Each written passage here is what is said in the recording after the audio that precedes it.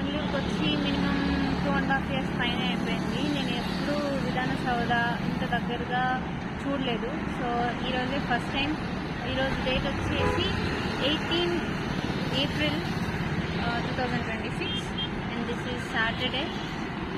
So morning టైంలో విధాన Soudha mostly అందరూ చూస్తూ ఉంటారు.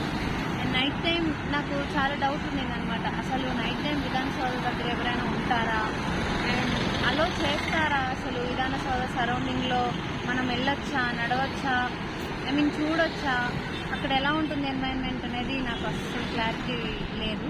సో ఈరోజు జస్ట్ ట్రై చేద్దామని అనుకున్నా.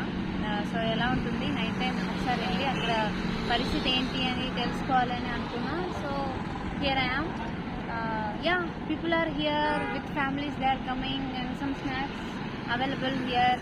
స్నాక్స్ ఉన్నాయి. ఫుట్పాత్ చాలా చాలా ఫ్రీగా, చాలా ప్రశాంతంగా, చాలా బాగుంటుంది. సో నాకైతే నచ్చింది. యూ కెన్ కమ్ ఈవినింగ్ టైంలో. అసలు చాలా బెస్ట్ ప్లేస్. మనకు కొంచెం మంచిగా విధాన సౌధం చూసినట్టు ఉంటుంది, అలాగే కొంచెం వాకింగ్ చేసినట్టు ఉంటుంది. అండ్ ఫ్యామిలీస్ని కూడా చాలా మంచి టైం, ఒక 5 to 10 minutes వరకు మనం హ్యాపీగా పీస్ఫుల్గా స్పెండ్ చేయొచ్చు. That's what I realise. And ఇక్కడ విధాన సౌధకి ఆపోజిట్లోనే మనకు మెట్రో ఫెసిలిటీస్ ఉన్నాయి.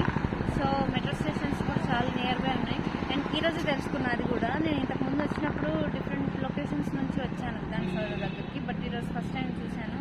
సో విధాన సౌధ దగ్గరే క్లియర్లీ మనకు మెట్రో స్టేషన్స్ అవైలబుల్ ఉన్నాయి.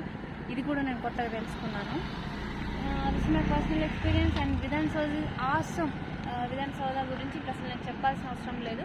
Visually must watch, must visit place in Bengaluru. ఎవరైనా సరే బెంగళూరుకి వచ్చిన వాళ్ళు డెఫినెట్లీ విధాన సౌధ అనేది చూడాలి. And well maintenance